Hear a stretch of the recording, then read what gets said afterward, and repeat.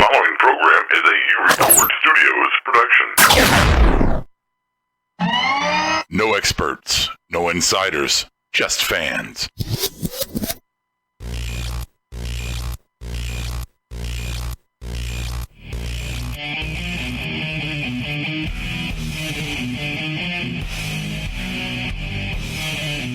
Marked Out Wrestling Podcast presents Brian.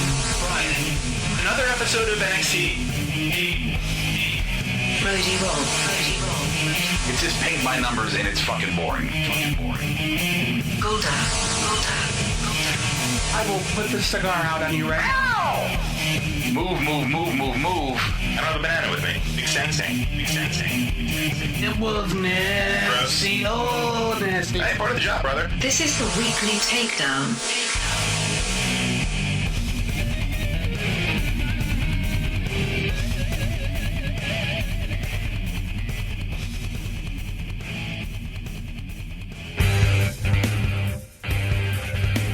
Hello.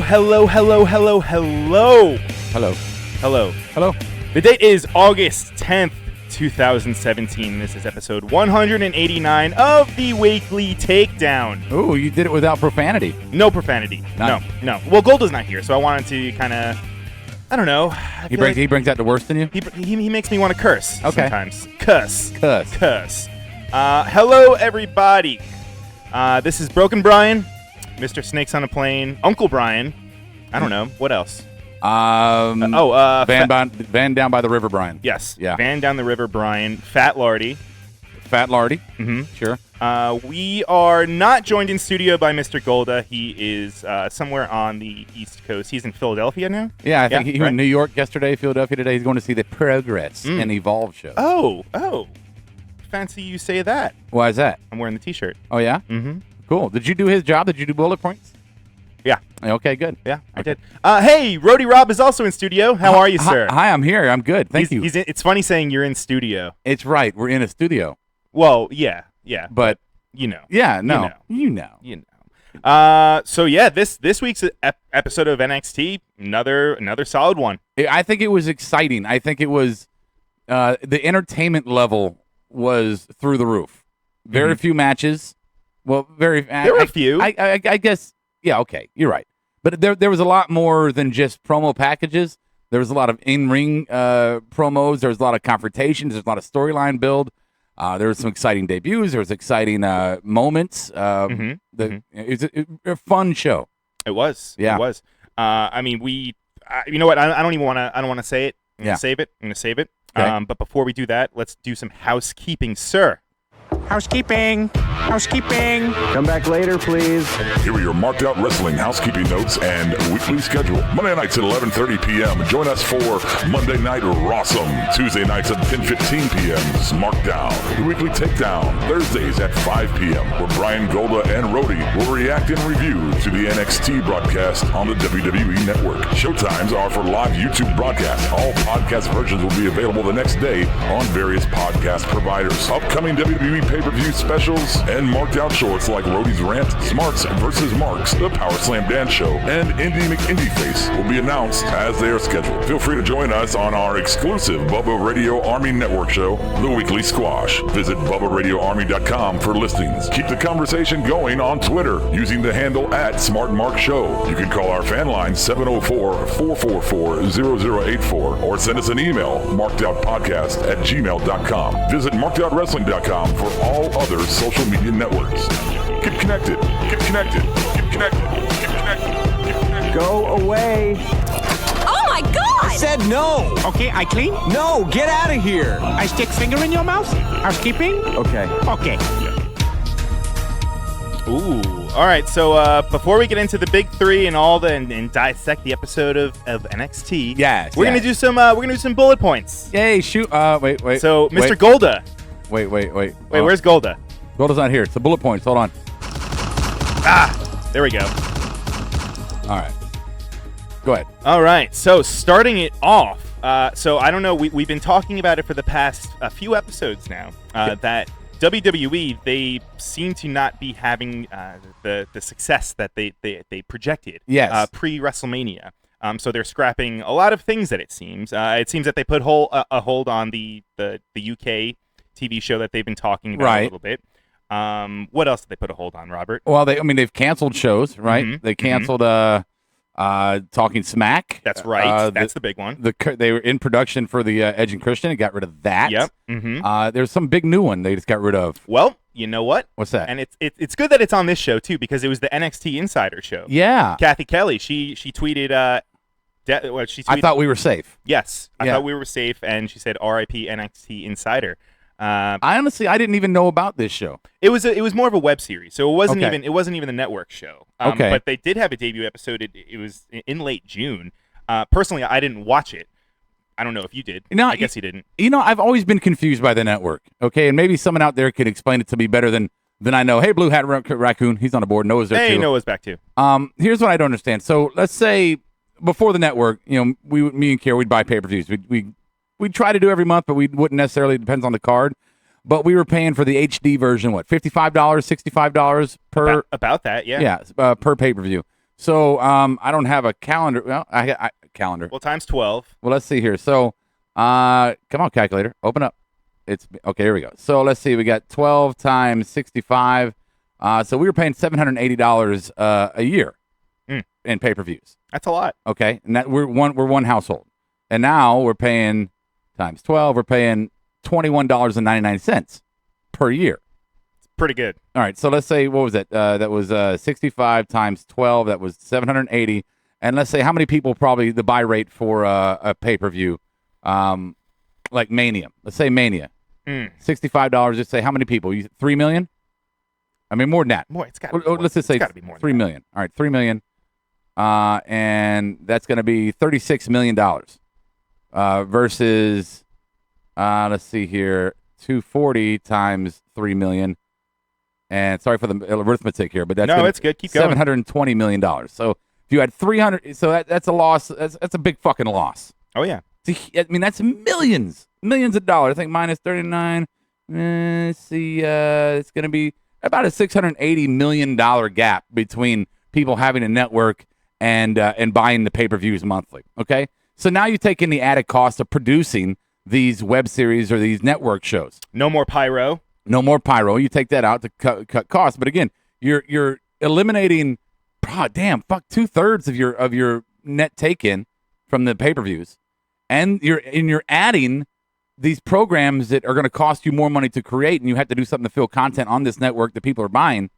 I'm sorry, I never understood why they went this direction. I mean, I love the network. It's good for me. But for them as a business, they're losing so much fucking money. And now we're seeing it. They're cutting back everything they can cut back. I mean, it's only a matter of time before it really starts to affect the in-ring product, I believe. Oh, I mean, it already kind of is. I mean, we haven't really seen any of the UK wrestlers. I mean, they've been talking about this whole TV show that they're going to be putting together. Right. Even spending all the money for that show. Right. Going over there and the production for that. I mean, through the roof. Sure. And that was what? That was pre-Mania? Was it pre? Yeah, it was pre-Mania. It was pre-Mania. Absolutely. And around then, they were projecting things. They thought they were going to kind of ride the wave of Mania and kind of see a lot more revenue, and it hasn't been happening. I wonder with the big gap in money that we just talked about through the buy rates and everything for pay-per-view versus network purchasing, but also when you have a product that seems to be depleting in the entertainment value. Even a lot of pushback from a lot of long-time loyal customers, basically, fans, whatever you want to call them, and they're not doing anything but digging themselves deeper into a hole with their creative process. I mean, you're turning customers away. You're losing money, one, by going to the network versus pay-per-views, which I'm fine with personally, but then you're also giving me a shittier product. It seems like, to me, a recipe for disaster. They're showing heavy profits because they're cutting everything. They're cutting everything out. But, like, I understand cutting the pyro and cutting, like I said, the UK show, or not cutting it, but putting it on hold. But the things like the Edge and Christian show, yeah, I mean, that can't cost all that much money to make. I mean, they produce it in Connecticut. Oh, sure. I assume, yeah, right, probably at their studios. Yeah, I mean, everything is, if they do everything in house. I mean, I feel like, I don't know, that stuff versus having creating these new shows or these new tournaments that they're doing with the women and all that. I just feel like, I don't know, if they just kind of focus more on the network things and the entertainment stuff of it. Yeah, but you look at Edge and Christian. So first you got to pay the talent, and that's Edge and Christian themselves. Who knows how much they cost? Maybe they cost $5,000. Maybe they cost $20,000 a piece. Maybe, I mean, it could be just in their contract where whatever appearance that they have, I mean, they're on Legends contracts. Right, now. but they're still getting paid to do that. Right. And everybody they bring in there for special appearances is more than likely getting some sort of paycheck. I mean, Tommy Dreamer comes in, maybe he's making $1,000, maybe he's making $3,000. Who knows? You know, and then you have the graphic design artists who are putting together all the graphics for that show. You have the camera operators. You got to pay their salary as well.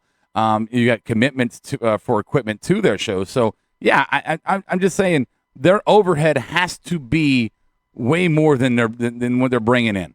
It has to be. Sure. And I don't know.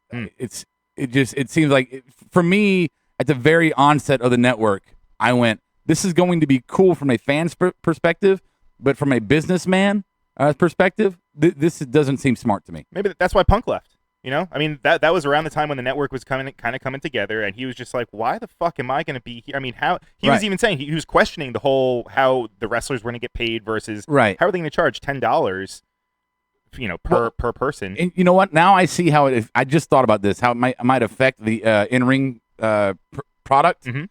You think about it, if you lost so much of your revenue through pay-per-view buy rates versus network subscriptions, then what do you have to do to offset it? You have to do more house shows. You have to do more arena-based shows to get those ticket sales and merch sales. So what are you going to do? You're going to work the shit out of your guys, and what are they going to do? They're going to break down, and they're going to get injured, and they're going to be off the roster. And then you got to promote every fucking segment of your show. It's got to be sponsored by somebody else, and you're taking away from your product. And basically now you're just a big fucking infomercial for everything. I mean, really, what it is, I just feel like it kind of alienated the I don't know. Like you said, the idea of the network is a good thing. Yeah. Correct. Right. But I mean, it seems like it's just not working.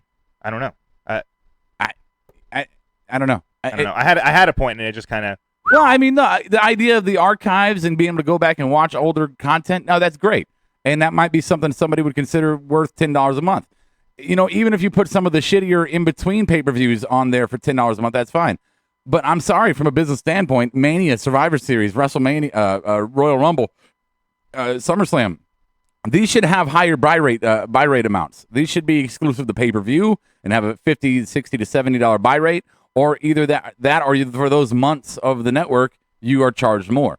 But there is going to be a price increase. You bet your sweet ass right now that in the next 6 months, the network is going to increase their price because they fucking have to. I wonder if I would pay that. I'm thinking to myself, if they raised it to $20, would I pay that?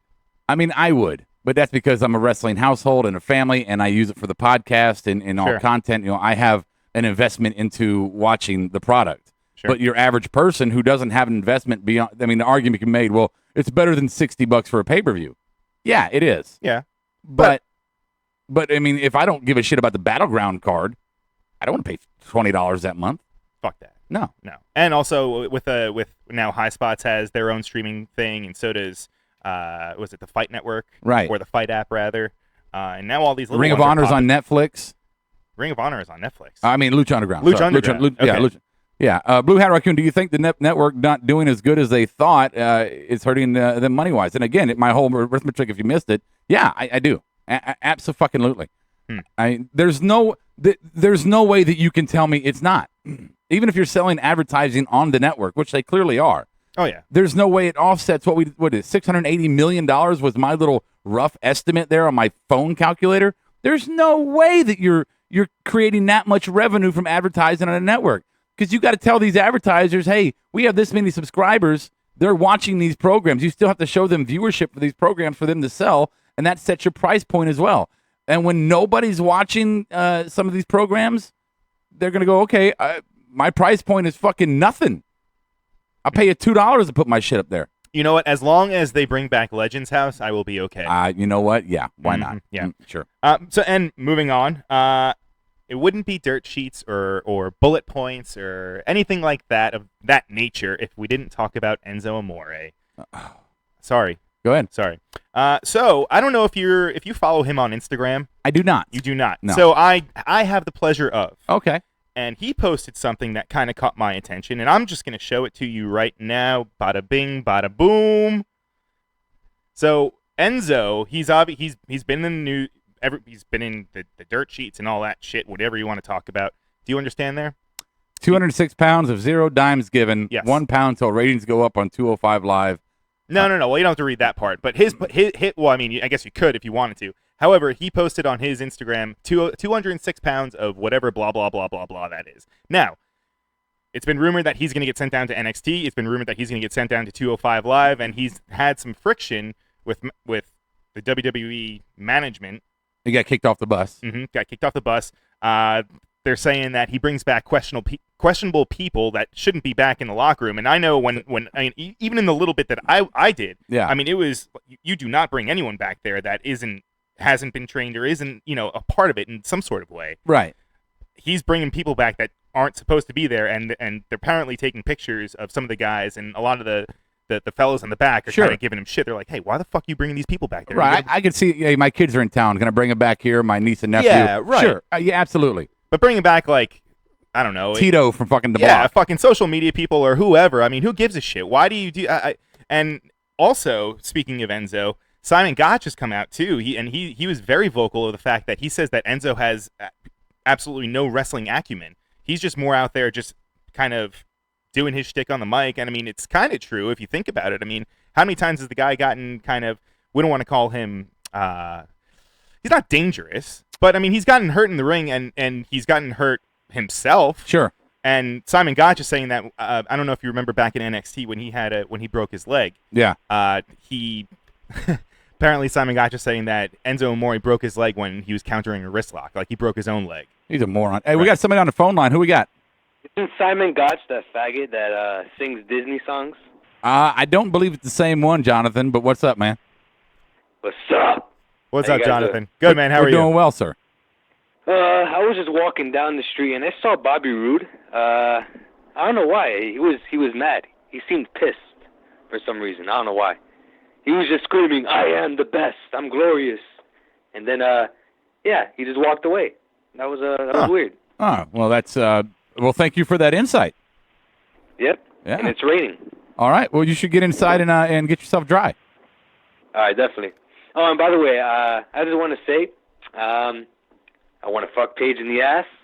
Okay. All righty. Goddamn, Thank you Jonathan. again for Jonathan. Jesus fucking Christ. Let's see. Enzo never went to wrestling school before he signed to NXT, and that's okay. Sure. Yeah, I mean it's a developmental program. That's okay. You don't have to go to wrestling school. You learn there. If you have the acclimate, you an example is Bianca Belair. Mm-hmm. There was an article recently. Lita was talking about who stuck out in the Mae Young Classic, and she went off about Bianca Belair, and a lot of other people have as well. That she's standing the fuck out. Now, when she came to training in NXT, her tryout, she was a track star from college. She never wrestled before in her life, but she came to the tryout. She hit everything with precision. She passed all the standards, and she had the look, and they were like, "We're gonna give you a shot." And then she went in and she learned, and now she's apparently blowing fucking people's minds, right? Yeah. Not my words, other people's words, right? Legends' words. Right. Jim Ross was doing a whole segment. He's hot on her, you know. So you don't have to have wrestling experience to go to NXT. Mm-mm. No, I mean, I agree with you. I have no problem with people that go there with no wrestling background and then learn it on the there. Yeah. My whole thing is though, if you don't really buy into it, if you're there and you get to be on TV and you can tell that the person isn't, you can tell when a person really wants to be there and when they don't. Right. I don't know. I feel like it comes across on television sometimes. It's like a reality star syndrome. I just want to be on TV. Are the people who go to every game show? I want to go play every game show so I can be on TV. I got to be honest. I mean, Enzo kind of feels that way. That's what I'm saying. Right. Exactly. Mm-hmm. He was good with Cass for a little bit because he was a needed charisma for Cass. And the jury's still out on whether Cass will survive or not. His physical build is probably all that carries him. Mm-hmm. But Enzo is, if you're going to keep him in the industry, number one, he needs to learn an appreciation for it. He needs to learn the practices and standards of talent, of how you conduct yourself, and he needs to take a role of more of a stable manager type, and nothing to do with in-ring competition. Yeah, that would be okay, I suppose. I mean, I don't even want him on 205 Live. I don't. I don't. And the reason why is 205 Live is filled with probably the best wrestlers on the roster. You can make the argument, but I think the best all-around talent, in-ring workers on the roster are in 205 Live, whether you love it or not. And Enzo does not fit in that category. He can be the weight, but he does not fit.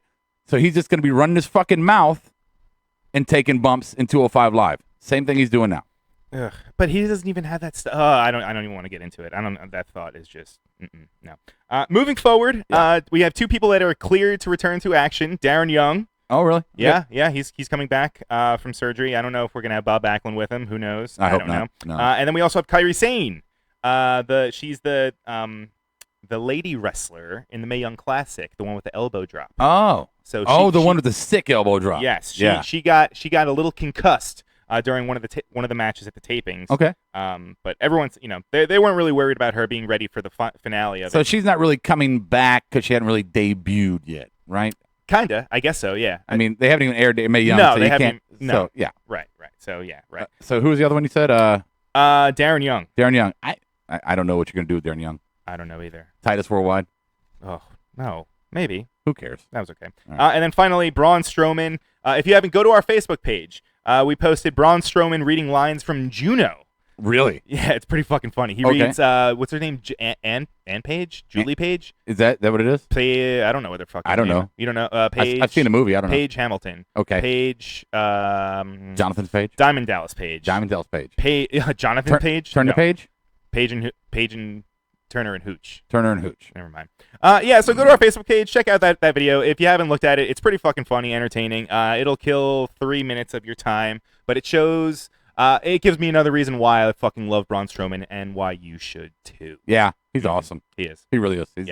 He's the best thing going on that roster right Full now. gimmick too. Like he's wearing like. Really? Yeah. Hair. Oh, he's totally into it. Yeah. But he like Ellen Page. 1 fish, 2 fish, blue fish. That'd be good. I'm not finished with you yet, boy. Yeah. He should go on Sesame It's not Street. nap time. No. All right, let's go. All right, what are we doing? Are we doing some of these? Yes. Yeah. Yes. Delightful. Delightful. You gonna talk it in? Yeah. Why should I? Fuck it. We can just start. Oh, you didn't even fade it out or anything. I hit the wrong button. All right, number 3. Welcome to NXT Street Profits.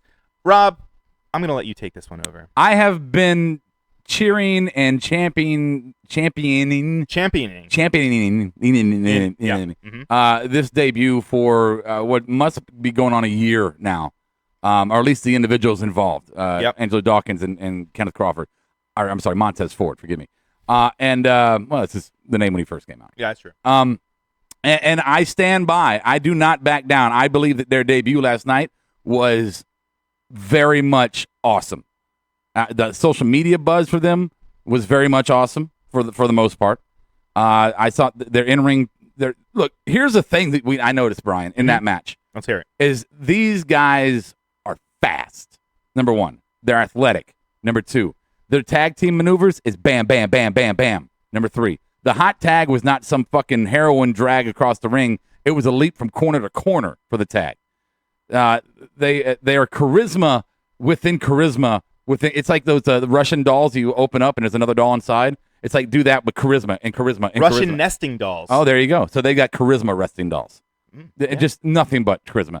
Next week they have another match and the charisma is a whole different element and it's even more than it was this time.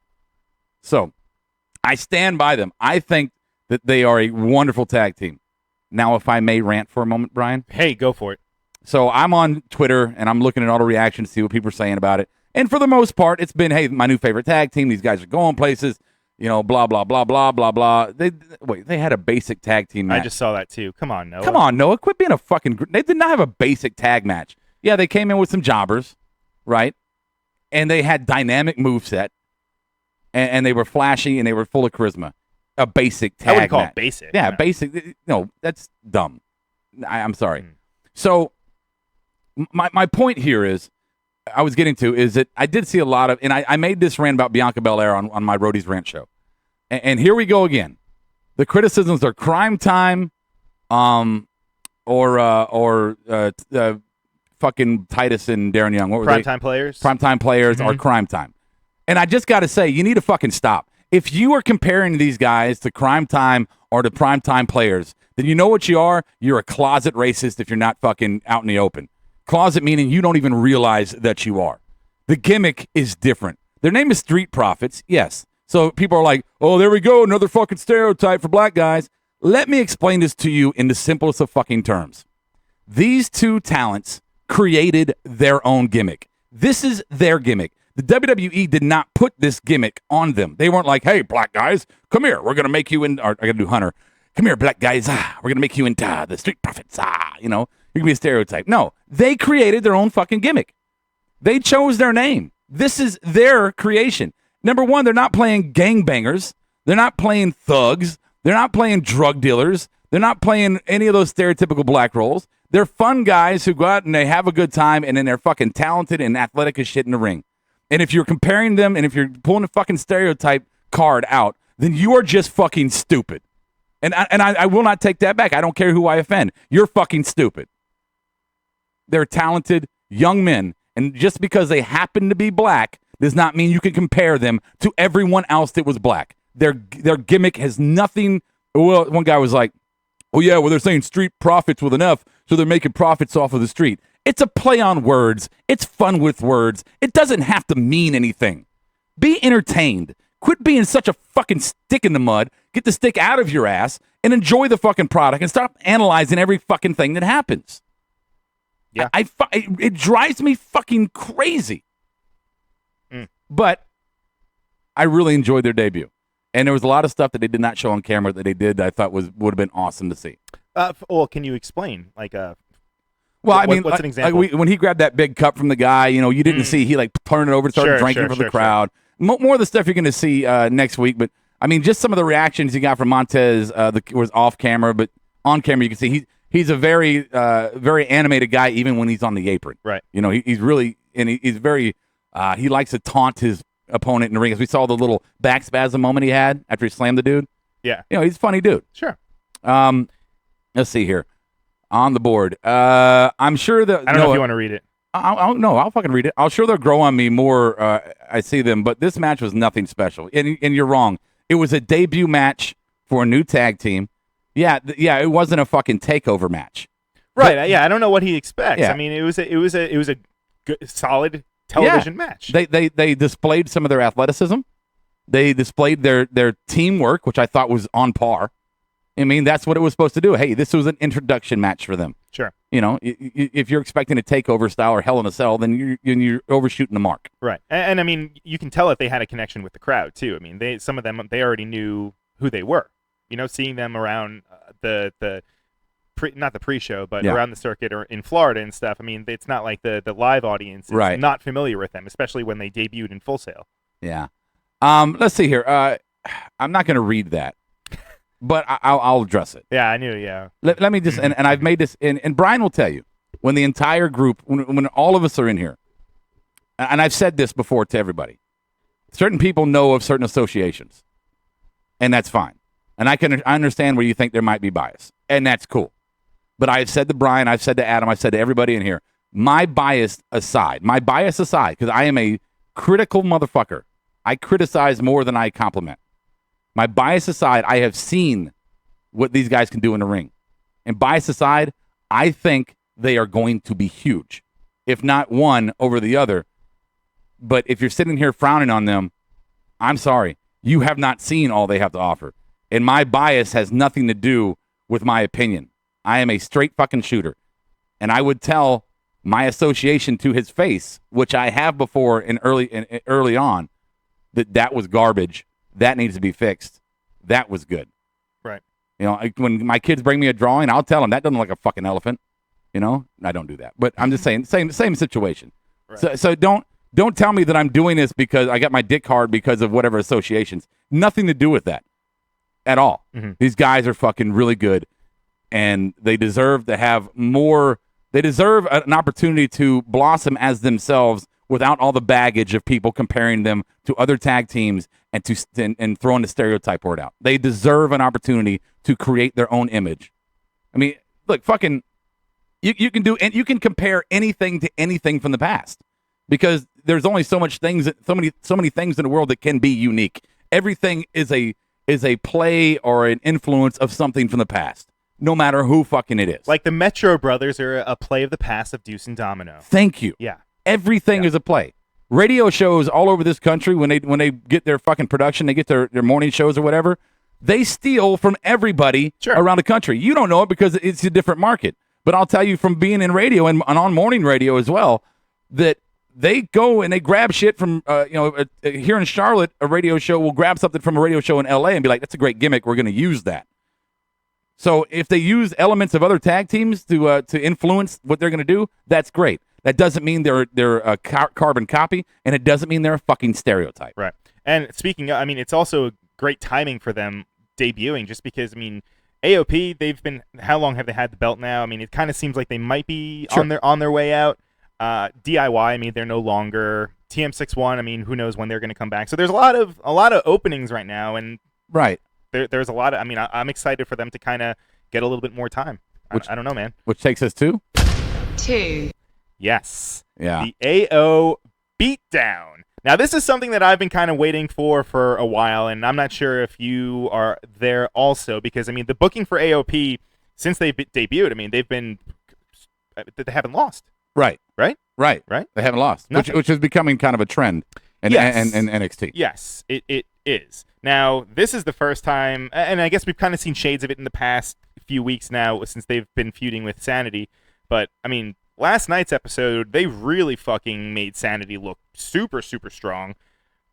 We've never seen AOP kind of get beat down like this and have someone kind of stand tall. I mean, I guess they kind of sort of did it. It was strength in numbers. Yeah, right? Well, with a returning Eric Young, correct? Right. I mean, he's kind of been absent for how many weeks now? I guess maybe 3-4. I haven't seen him. It's been a while. It's been a little bit. Maybe the last takeover, possibly. Has he been out that long? Maybe. No, I had to look. I don't know. It seems like a while though. It has been, but finally he's back.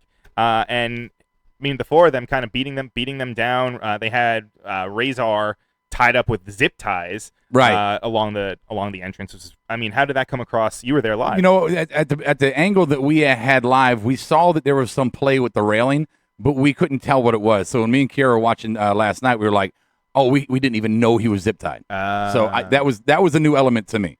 Okay. But I think it's a great element. How do you defeat a beast? You handicap it. Yeah.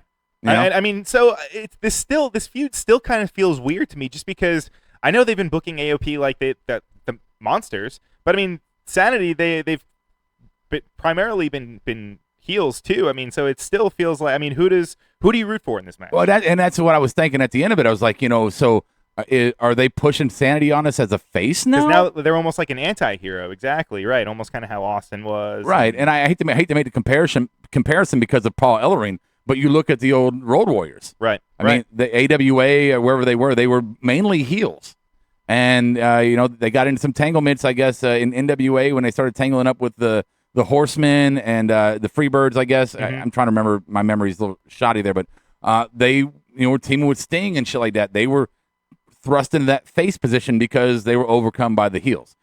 So, maybe in an attempt to get SAnitY over more than they already been, maybe they pushed them on also the Authors of Pain, which also sets them up as being more palatable for a move up to the main roster. Maybe if they get a little face turn, a little face push, then there'll be bigger pop for them on the main roster, which I don't know if I really want or not. But SAnitY?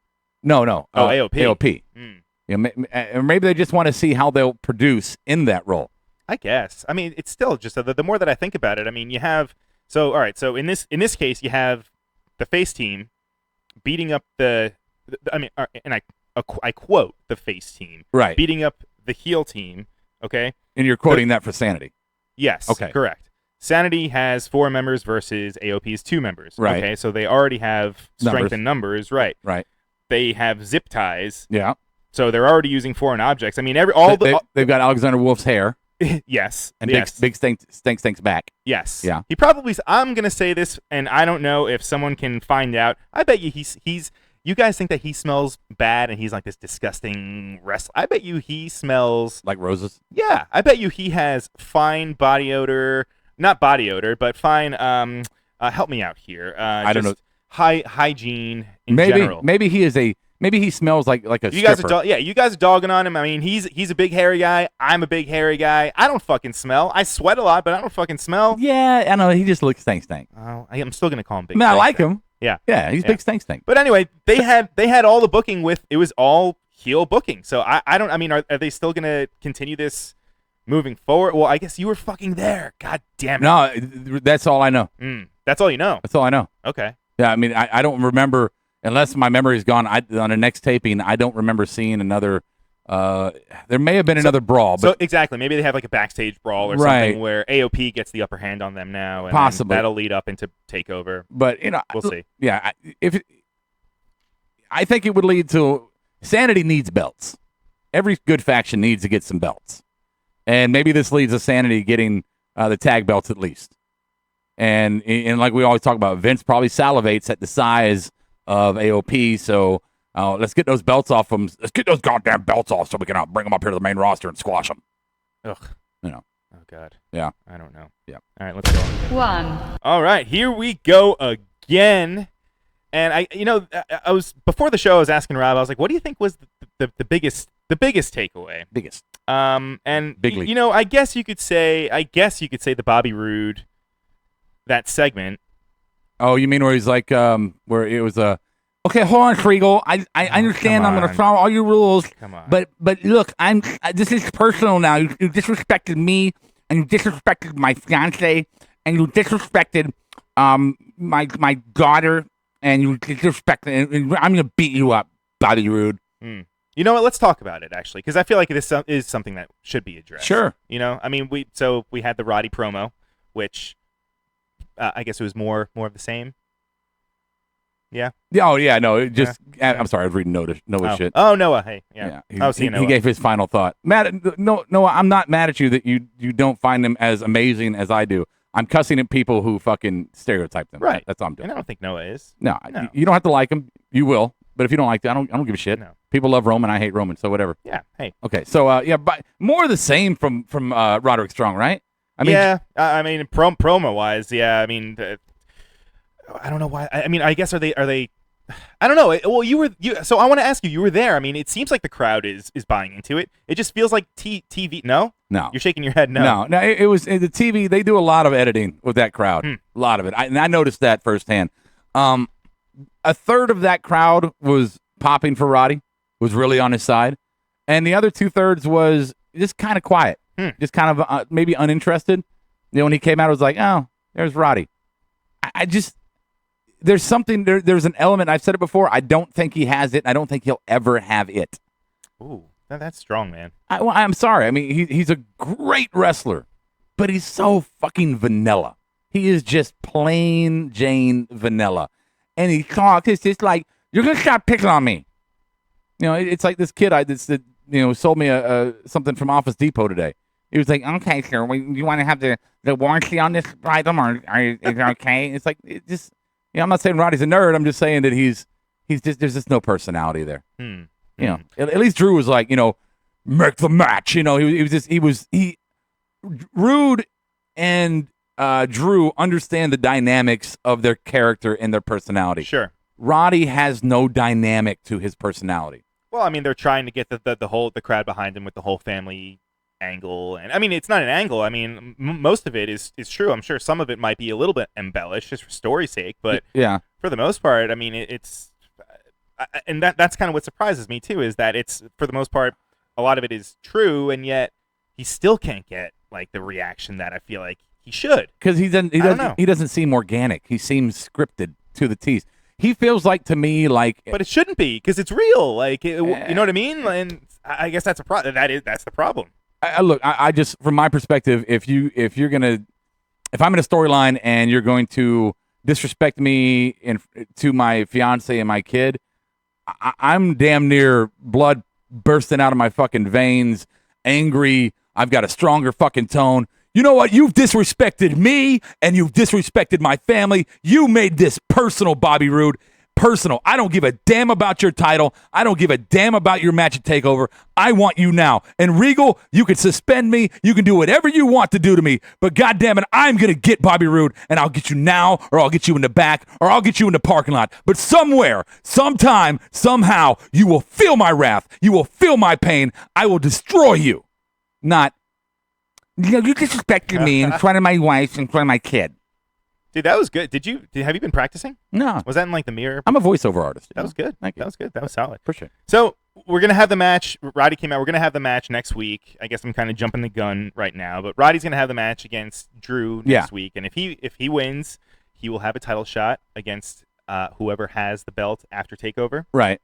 And if I was an uninformed man that just saw this tonight or last night, my initial instinct, Brian, is, and you said it as well, that it's going to end up, Bobby Roode's probably going to come in, disrupt the match, and it's going to lead to Regal calling for a triple threat at TakeOver rather than just a single a one-on-one. And, I mean, it seems that they've kind of been leading to that. I mean, sure. And I don't know. I'm kind of excited about that, to have Roddy in that type of match. I mean, that's a pretty big... This is one of their big four. Well, I mean, it's another chance for Roddy to shine with his talent in the ring. Right. But again, if he does win the title, which I don't think he will, if he does win the title, then then he has to step up his game, and I don't think he has the ability to do that. I see Roddy more as a martyr here, so that Drew can take the title from Roode without tarnishing Roode before he moves up to the main roster. What if we've been talking about the whole Ring of Honor supposed faction coming in? What if he's part of it? I mean, he was a big Ring of Honor guy. I mean, what if he somehow aligns himself with Fish and O'Reilly, and Adam Cole is supposed to be rumored to be showing up too? I don't know. I mean, yeah, I just don't see him as the head of a That's what I'm saying. He could just be part of something, and maybe that fits him better. Yeah, but he can't hold the title and be part of a faction. If you hold the title, you are the head of the faction. You are the number one dog. We're not talking IC. We're talking the top belt. If you're top belt champion, you are the leader of that faction. So then maybe he, I don't want him to win the belt. I don't want him to. No, I don't either. It's too soon. It's too soon. I mean, too soon. I mean, I want him to eventually, but I want to see a little bit more character growth or something. I don't know. Again, I don't think he has that. Oh, don't say that. I mean, he's been at the PC now for a while with NXT. He has a career going back Ring of Honor and other indie circuits, other promotions. Yeah, he was in TNA for a little bit too. TNA. How long has he been wrestling total? Probably 10 years. Longer than that. Okay. No, because I mean, you fucking read This Is Your Life, Roddy, or whatever the fuck it was. He was wrestling when he was younger. I tuned all that shit out. Come on. It was such garbage. Okay, so if you've been doing it that long and you haven't grabbed the ability, the E part in WWE, if you haven't grabbed the entertainment part by the balls and mastered it by now, you're not going to. Even the great Dusty Rhodes could come back from the grave and try to teach this guy some charisma, and I don't think it would be possible. Wow. Sorry. Dusty, you're involving Dusty now. Well, I mean, Dusty was a great teacher at NXT. He was. Well, Sean's there. Sean is there. But I don't think Sean could teach Roddy anything. Or Gavin Stone, sorry. Gavin Stone. Maybe you could have him pray a lot. You can figure that out. Oh my God. Prayers. Well, I don't know. I'm excited for Roddy to be in the match, but like I said, I don't think I want to see him win the belt. Just yet. No. Maybe later. But Yeah. not right now. No. Okay. All right, so I guess actually, you know what? This will kick off our What Else Happened segment. What else happened? What else?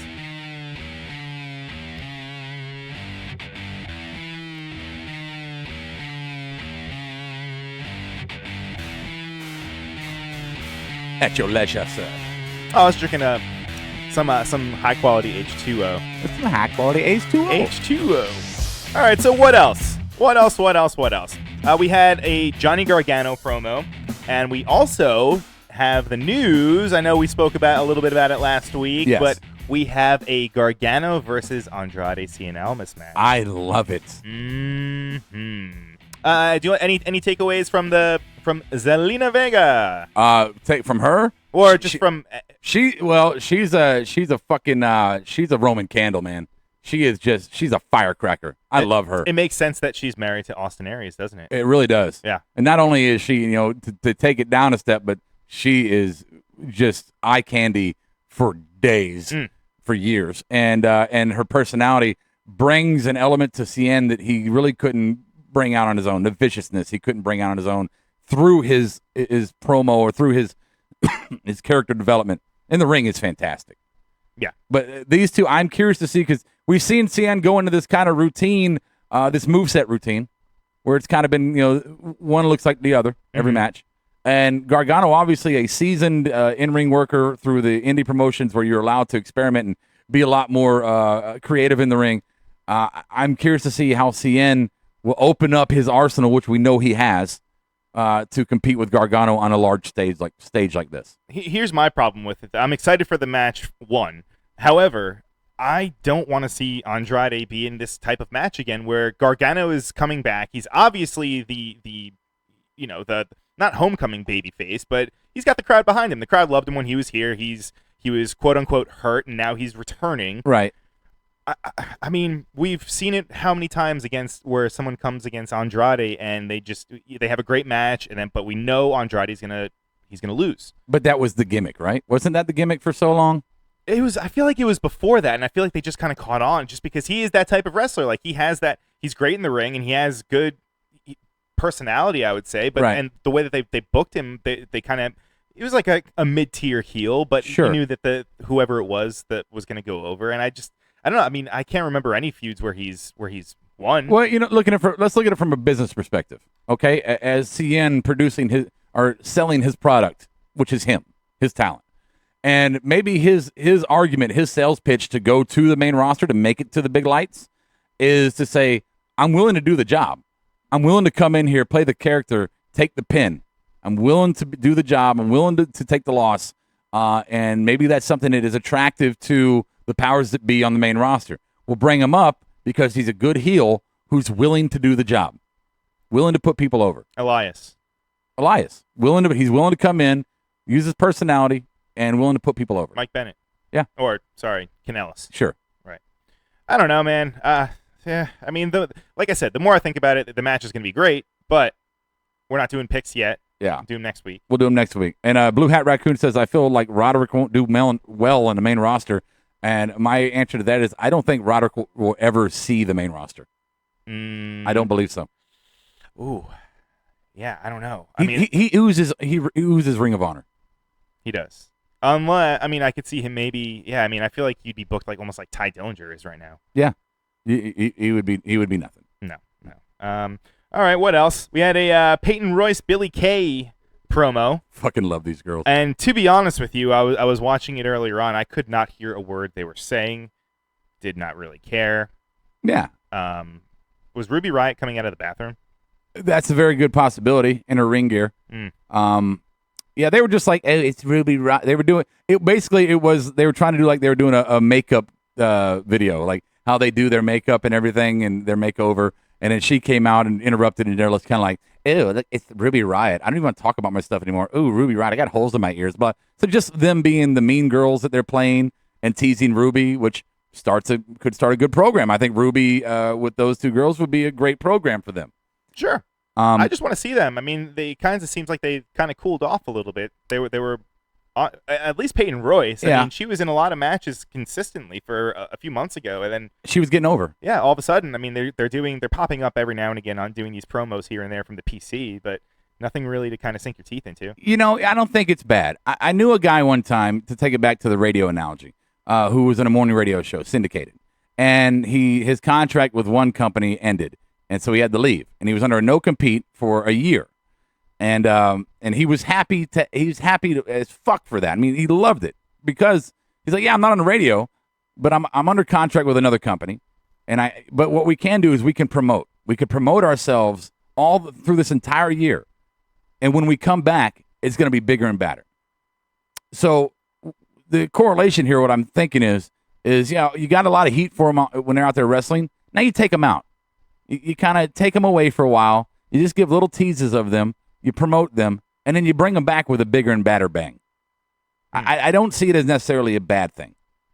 I just hope they don't get lost in the shuffle with all these people that they're not necessarily bringing in during the Mae Young Classic, but right. You know that there's going to be some carryover. It seems like there always is. Oh, you're right. They could get lost. There's going to be a lot of new talent coming in for the women's division if there's not big, too big of cutbacks and they decide not to. But that's true. But no, I got no problem. I love their little segments. They make me laugh. Sure, me too. You know, they're giddy little girls. They're just mean little girls, and it's funny. Maybe that's what their role is. That's I mean, everyone has a role. Yeah. You know, whether it's a sports team or if it's at your job or anything. I mean, everyone has some sort of role that they have to play. I mean, you look at what's the guy? What's his name on the main roster? Used to tag with was it Zack Ryder? Kurt Hawkins. Kurt Hawkins. Thank you, Kurt Hawkins. I mean, look what he does. I mean, he talks a little shit on the way to the ring. He gets in there, gets his ass whooped. That's all he does, and he does that every month or two. Yeah. Actually, you know what? He I think it was a couple weeks ago, not even that long ago. He lost. It was his 100th. I think it was his 100th television match. There you go. In a row. Good. Hey. And someone was giving him shit on Twitter. They were like, "Hey, congratulations for losing. You know, you jobber." And then one of I can't remember who it was, but one of the wrestlers. I think it was X-Pac actually. Yeah. He kind of commented back, just saying I'm sure he hasn't lost those 100 paychecks though. Yeah. No. Who was it? It was.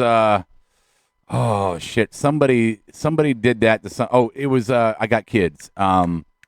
Heath Slater. Somebody said that to him, like, you know, they like picking on him because he took all these losses, and he's like, "Yeah, I'll take all the loss in the world. I'm rich." Right. Yeah. Who fucking cares? Whatever. These girls are doing house show circuits, and they're making TV appearances. They're fine. Yeah, they're fine. Yeah. What else? We had Oney Lorcan versus Bizarro Oney Lorcan Part 2. Or I guess they've done it a few times now. 3? 2 or 3. You know, it was funny in there at the end of the match when we were there live. It was the chant of "Hug your daddy" was directed at Lorcan. It was a good match. Like it's a good wrestling match. I stand by that. I think Lorcan is boring in every other way except for in the ring. What's his name? Do you think that's his fault, or do you think that's just because they don't really have? I don't think there's anything. I don't think there's anything you can do with him. I made the comment to Stevie before we went on that they both seem like they both almost look like they're both like the creator wrestlers before, almost as if like one of the template. Someone started to do stuff with them and then they were like, fuck it, I'll do it later. Like hair, no, we don't need that. Gear, color, no, all right, he'll get a little bit of yellow. No, I'll do it later. Yeah, it's really the vanilla, stereotypical, you know, just bleh, you know. You know, it's when I did the rant about Seth Rollins getting over the red belt fucking shit, how people hated it. And I was like, okay, well, if it's not about the pageantry and the visuals, then just wear black tights all the time and don't fucking put on costumes and do big entrances. Right. Well, Oney Lorcan and Oney Lorcan Part 2, they Danny Burch, thank you. They're exactly that. They're, you know, no frill, no fancy. They're good wrestlers. They're good technicians. Maybe they can do something together and make it interesting. I mean, maybe 2 wrongs make a right. I don't know. But, I mean, it was a good match. Good match. Yeah.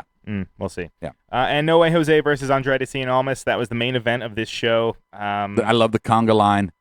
Did you see that? I did not, Rob. Yeah. When he came out, he came into the crowd, Jose did, and he started grabbing people from the rafters, and they did a conga line around Full Sail.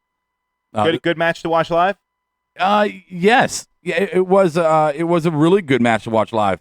I mean, both great workers and both very fun and charismatic, and I thought it added to the party atmosphere of the overall product. But I mean, it's a good match. I mean, you know, No Way Jose he's like Peyton Royce. He had his big shine moment where for like several weeks he was, you know, in main event matches, getting over. Then they kind of cooled him off a little bit, and now they're kind of bringing him back, and he's more like he might be in the main event, but he's still kind of mid-card, kind of in that limbo as far as storylines go. Yeah, I mean, I like it was a good match. Okay. Yeah. Okay. I mean, nothing more. I mean, they've kind of been building this up for a while now. I mean, they had No Way Jose. He was what? He was oh fuck! I just thought of something too. What? We had the I keep wanting to call him Tommy End. Oh, Aleister Black had the outdoor with Kenta. Kenta. Oh, Jesus. Hideo Itami. Thank you. Yeah. Oof. We were fucking yeah. Okay. We're 55 minutes in. Are we really? Yeah. All right. You want to move on? Sure. Okay. I don't have any music. Just go ahead. I don't have any music either. Yeah. Discussion. I've discussed a lot. We have discussed a lot. Yeah. Let's move on. All right. Next week we have the Roddy versus Drew match, which I mean, I guess you could say it's not really written in stone. I'm saying if it wasn't pre-taped, if you were just watching it, I would maybe, think Bobby Roode would come in, disrupt the match, and it turns into a three-way takeover. Yeah. And the match is going to be fine from a worker standpoint. Sure. So that's next week. And then we also have, they didn't announce it or anything. They didn't announce it, but it was going to Street Profits versus Lars Sullivan, I believe is his name. The big. Who else was he with? Just one of his. I can't remember. Someone else. Yeah, someone else. Okay. But it takes a different dynamic on the Street Profits. A lot of comedy in that match. With still having a lot of really good wrestling moves and energy. Okay. Yeah. That's good. You'll like it. All right. So no shows this weekend. Next None. weekend. SummerSlam. Yeah. And TakeOver too. Yeah. Will you be here? I will be here. Very good. All right. Monday. Don't forget Monday Night Rawsome following Monday Night Raw right here on YouTube Live. Also on Podbean, iTunes, and other podcast providers. Is going to be. We post it up on Tuesdays. But Monday night you can watch us live here about 11:15 start time. We've had about 3 rows in a row, re-raws. We've had 3 Raws in a row that were lackluster, to say the least. I mean, kind of just outright boring to the point of questioning your fanhood.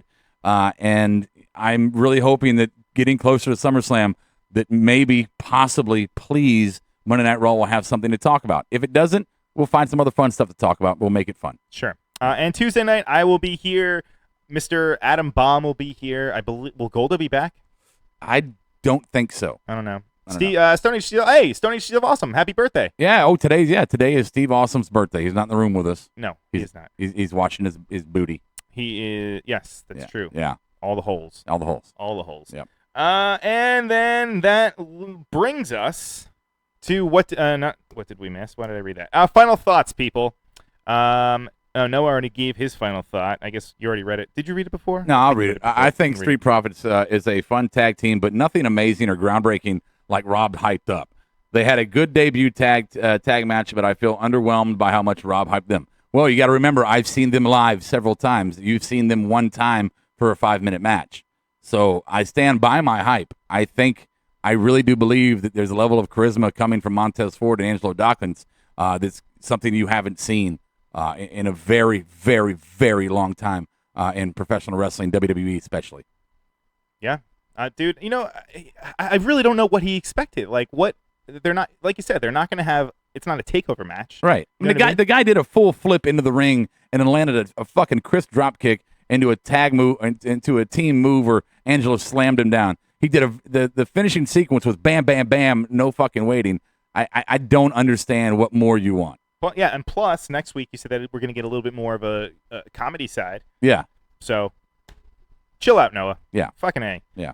Let's see. Blue Hat Raccoon, what did you think of Enzo saying WWE needing him? I think that is completely wrong. I think WWE has had many, many, many people in the past who are way more talented than Enzo Amore in so many different areas.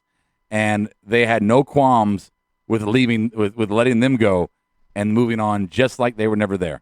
They made him. They made him. And if they can turn their back, turn away from CM Punk the way they did, Enzo Amore is no CM Punk. Right. I mean, they scrubbed Hulk Hogan out of their Hall of Fame. I mean, temporarily. I mean, right. He'll be back. Back. They didn't do it yet. Brother. Brother. Yeah, so Enzo, WWE does not need Enzo. Enzo needs WWE. No. Because I wouldn't hire him. No? No. He's good on the mic, though. Maybe I would. Do you like weddings? Trivia shows. Trivia shows? Yeah, sure. Okay. Bada boom, realest question in the room.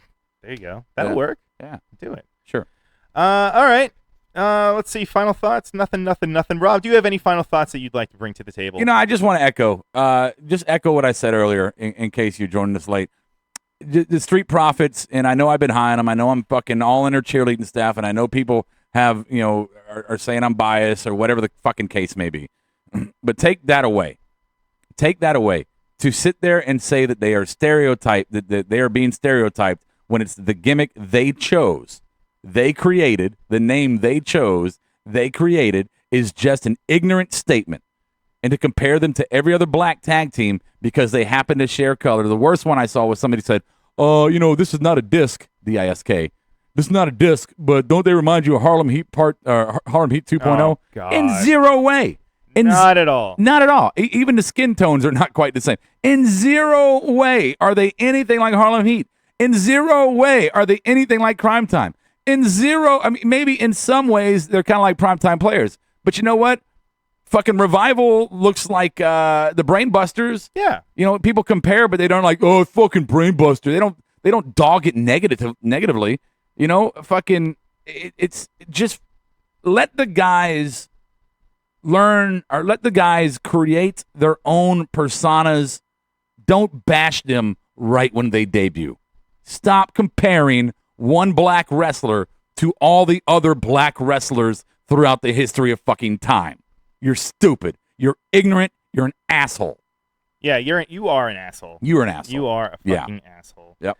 Let's see. I just X'd out of the chat. Blue Hat never really liked Enzo. I never really did either. You know, I didn't initially, and then he did win me over when they were doing Big Cass and when they first started doing their thing. But then it kind of wore thin on me. Yeah. You know what I mean? It was the same thing, and I mean even just Enzo's his jargon, like a lot of it just kind of goes over my head. Call me old. Call me a little bit out of touch. I don't fucking know. I don't think it's an old thing. My daughter gets a toy.